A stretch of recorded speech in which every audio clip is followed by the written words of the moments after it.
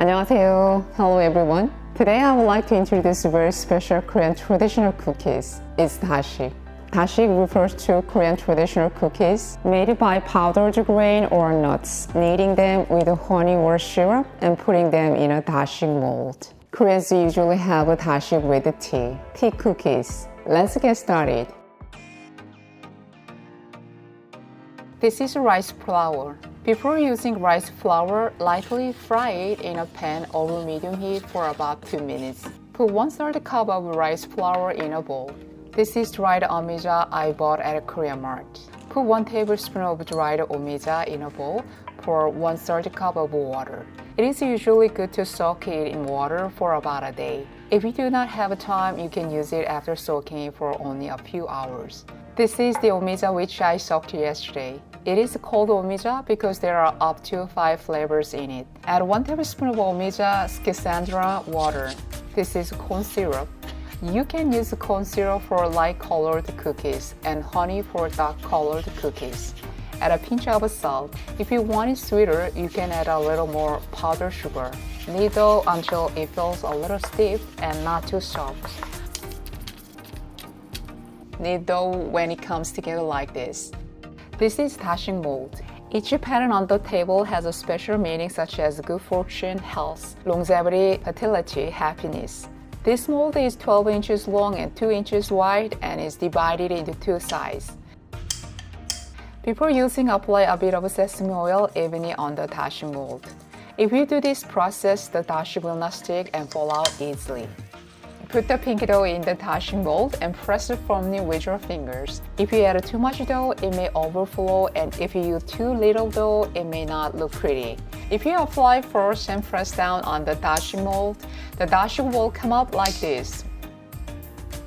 Wow, the pattern is very clear and it is beautifully made. Before making dashik in a different color, it's a good idea to use a clean brush or toothbrush to clean off the material. To make a white dashik, Koreans usually use white rice flour or cornstarch powder, but I personally like nuts, so today I'll try almond powder.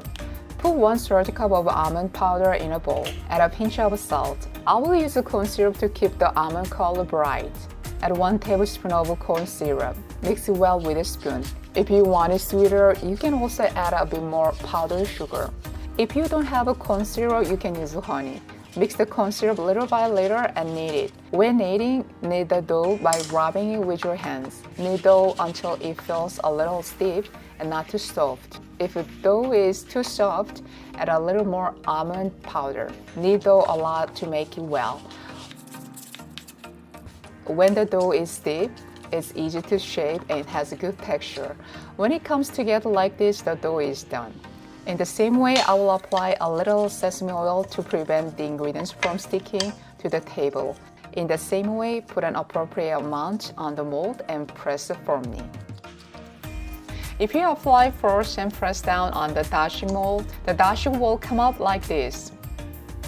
Put 1/3 cup of roasted soybean powder in a bowl. The soybean powder I used today is the roasted soybean powder I bought at a Korean mart. Add 1 tablespoon of honey to the soybean powder. Mix the honey little by little and mix well with a spoon at first. And add a pinch of salt. Once mixed, knead it by hand. If dough does not come together well, you can add a little more honey. Knead dough a lot to make it taste even better.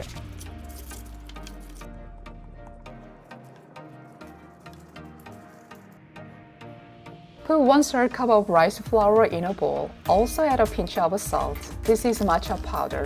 You can also use green tea powder instead. Add a 1/4 teaspoon of matcha. You can also use mugwort powder, which I used the last time for making songpyeon. Mix the ingredients well. Add 2 tablespoons of corn syrup or honey to this. If dough is too thick, add a little more corn syrup or water. Knead dough until it feels a little stiff and not too soft.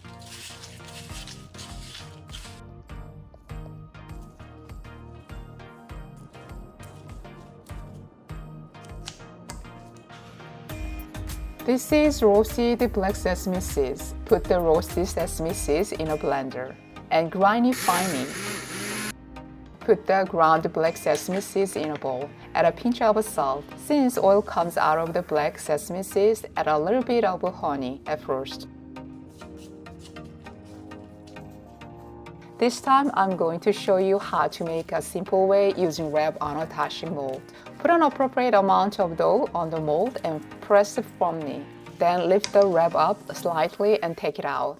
It is convenient to use with wrap, but the pattern comes out a little less clearly. This is a bonus video. This is a video for those who have no tashik mold. You can use your favorite ingredients. This is my favorite almond dough. First, press ingredients properly. And if you have a cutter or a cookie cutter like this, you can use it. I think it would be good to eat bite-sized. It would be great to try making tashik with children. You can leave it at room temperature for several days. If you want to eat later, you can put it in a container and put it in the freezer. Whenever you think of tashik, take it out of the freezer and drink it with tea after about 10 minutes. How about making these healthy Korean traditional cookies at home? Hope you enjoyed this recipe. I will see you next time. 감사합니다. 안녕히 계세요. Bye bye.